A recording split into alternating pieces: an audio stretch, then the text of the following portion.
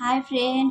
তো তোমরা না বলতে যে বৌদি শাড়ি পরে ব্লগ দিও, শাড়ি পরে ভিডিওগুলো দিও। তো দেখো শাড়ি পরে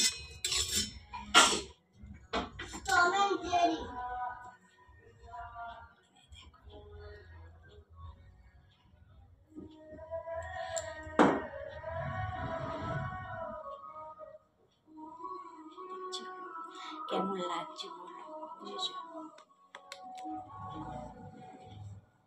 আজকে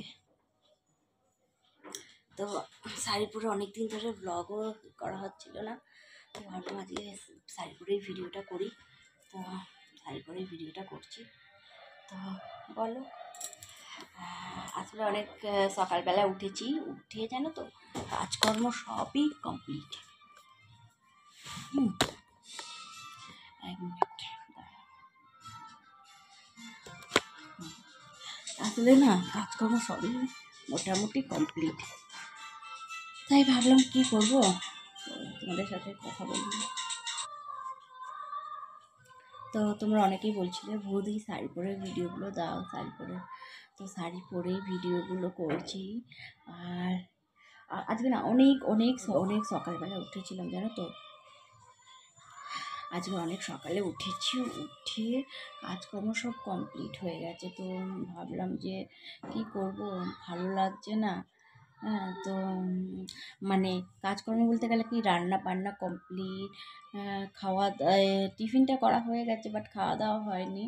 এমনি ঘরে সমস্ত কাজ কমপ্লিট হয়ে গেছে। কেন বলো তো, কারণ তোমার দাদা সকালবেলায় পাক্কা 6টার সময় বেরিয়ে গেছে। তো এই জন্যে একদম পুরো ফাঁকা, তো ফাঁকা মাঠে গোল দিচ্ছি, বুঝেছো? তো এটাই তো বৌদির কাজ, ফাঁকা মাঠে গোল দেওয়া।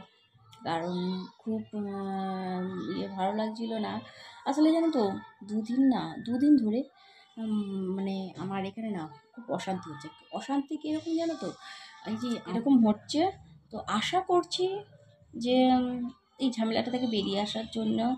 আর যদি বলতে পারো তোমরা অনেকে যে বৌদি তাহলে ভাড়াটা ছেড়ে দাও, অবশ্যই দেখো আমার বাড়ির আমার যেখানে ভাড়া আছি, মানে এবার অন্য জায়গায় ভাড়া যেতে গেলে স্বাভাবিক একটা অ্যাডভান্স, তারপরে সেই ঘরটাকে গোছানো বা আমি অনেক কিছু প্রবলেম হয়। তো চেষ্টা করছি, দেখি কি হয় না হয়। এই জন্যই কটা দিন ধরে মন মেজাজ খুব খারাপ ছিল। তো তোমাদেরকে কোনো রকম ভিডিও বা ঠিক মতো দিতে পারছিলাম না, সব করে দিচ্ছিলাম। এই জন্য তার মধ্যে পাশে অনুষ্ঠান হচ্ছে, তো দেখতেই পাচ্ছ যে আমি যখন ভয়েস দিচ্ছি বা কথা বলছি তখন গানগুলো আসছে। তো এই জন্যে খুব প্রবলেম হয়ে যাচ্ছে। তো চলো ঠিক আছে,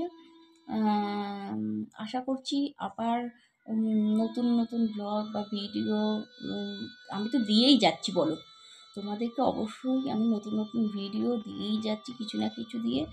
তো আশা করছি তোমাদেরও ভালো লাগছে খুব। হ্যাঁ, অবশ্যই তোমাদের ভালো লাগছে, ভালো না লাগলে তোমরা এত আমাকে সাপোর্ট করতে না, আর বা এত দূর এত তাড়াতাড়ি আমাকে এত দূর এগিয়ে নিয়ে যেতে না। তো আমি চাইছি যে তোমরা আমাকে আরও সাপোর্ট করো, আরও আরও তাড়াতাড়ি এগিয়ে নিয়ে যাও, কারণ আমার তোমাদের সাপোর্টের অনেক অনেক দরকার। আর তোমাদের ভরসা, তোমাদের সাপোর্ট সব কিছুই তোমাদের উপর নির্ভরশীল আমি। তো চলো, এখন খাওয়া দাওয়া করবো, তারপরে একটু রেস্ট নেব, রেস্ট নিয়ে বিকালবেলা আবার তোমাদের সাথে কথা বলবো।